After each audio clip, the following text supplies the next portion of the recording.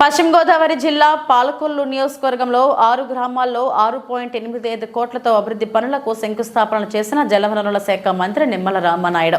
ఈ సందర్భంగా మంత్రి మీడియాతో మాట్లాడుతూ గత జగన్ 5 ఏళ్ల అరాచక పాలనలో రాష్ట్రంలోని అన్ని రహదారులు విధ్వంసానికి గురయ్యాయని, వచ్చే సంక్రాంతి నాటికి గుంతలు లేని ఆంధ్రప్రదేశ్గా తీర్చిదిద్దాలన్నదే చంద్రబాబు పవన్ కళ్యాణ్ లక్ష్యం.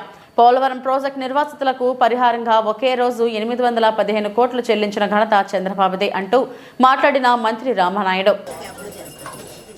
శాలరీస్ కూడా 2వ తారీఖున కరెక్ట్గా 2-1 తారీఖులో పడిపోతున్నాయి సార్. చాలా బాగా పడుతుంది, చాలా సంతోషంగా వస్తుంది.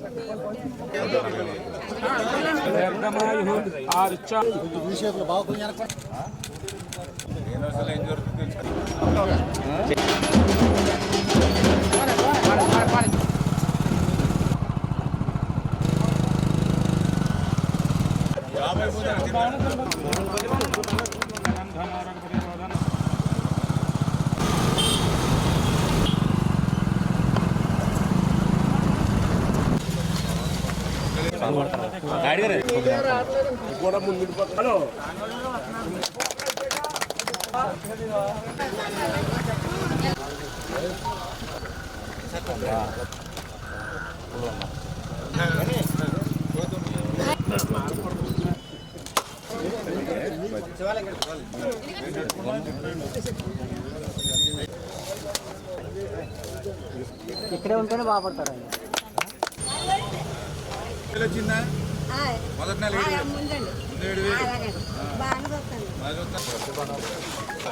భగవంతుడు 10 మంది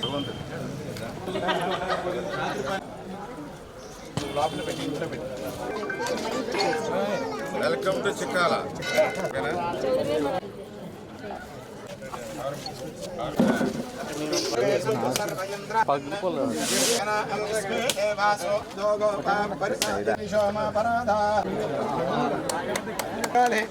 సూర్యాని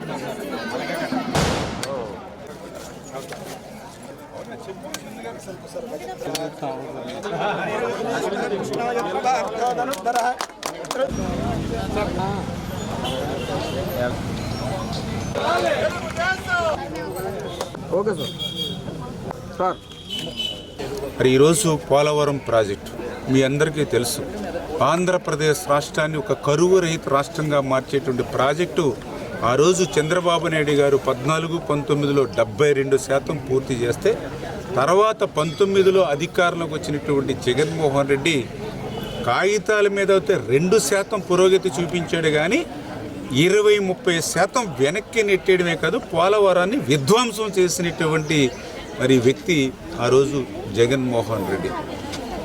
ఆ రోజు 2019 పాదయాత్రలో జగన్మోహన్ రెడ్డి కుర్చీ కోసం, అధికారం కోసం ఆ రోజు నిర్వాసితులతో 10 లక్షల రూపాయలు ఒక్కొక్కరికి ఇస్తానని చెప్పి 2013 R&R ఏదైతే అయిపోయిందో వాళ్ళకు కూడా మళ్ళీ కొత్త ప్యాకేజ్ ఇస్తానని ఆ రోజు పాదయాత్రలో చెప్పి ఆ రోజు 151 సీట్లు దండుకుని అధికారంలోకి వచ్చిన తర్వాత 5 సంవత్సరాల్లో 5 రూపాయలు కూడా ఆ పోలవరం నిర్వాసితులకి ఇవ్వకుండా వాళ్ళు రోడ్డెక్కించినటువంటి పరిస్థితి.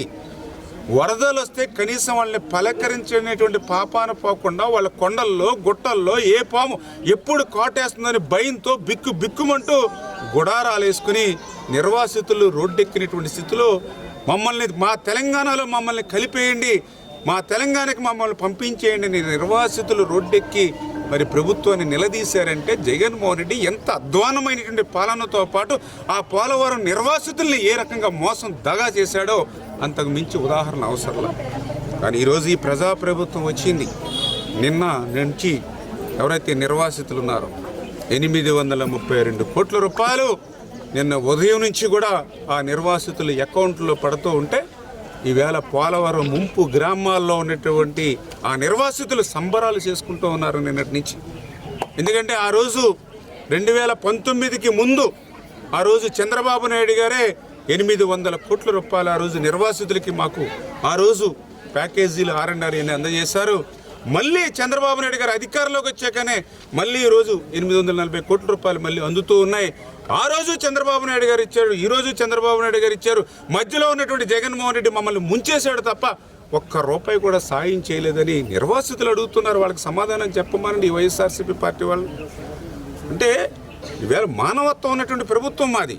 పోలవరం ప్రాజెక్టు కట్టి పోలవరం నుంచి గోదావరి జలాలు ఆంధ్రప్రదేశ్ అటు ఉత్తరాంధ్ర ఇటు రాయలసీమ తీసుకెళ్లి రాష్ట్రాన్ని సస్యశ్యామలం చేయడం ఎంత ముఖ్యమో ఆ పోలవరం ప్రాజెక్టు గురించి తమ విలువైనటువంటి భూముల్ని, తమ విలువైనటువంటి ఇళ్లను, తమ విలువైనటువంటి ఆస్తుల్ని ఈ రాష్ట్రం కోసం, ఈ రైతుల కోసం త్యాగం చేసినటువంటి నిర్వాసితులు కూడా మాకు అంతే ముఖ్యం.